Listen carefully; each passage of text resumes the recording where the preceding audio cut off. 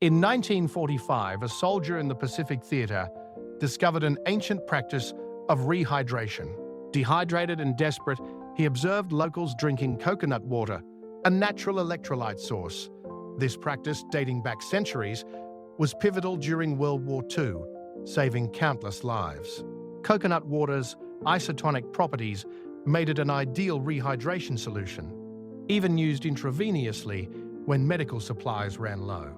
This historical twist highlights nature's role in survival. Could modern medicine learn from ancient wisdom? The soldier's discovery remains a testament to resourcefulness, influencing hydration strategies today.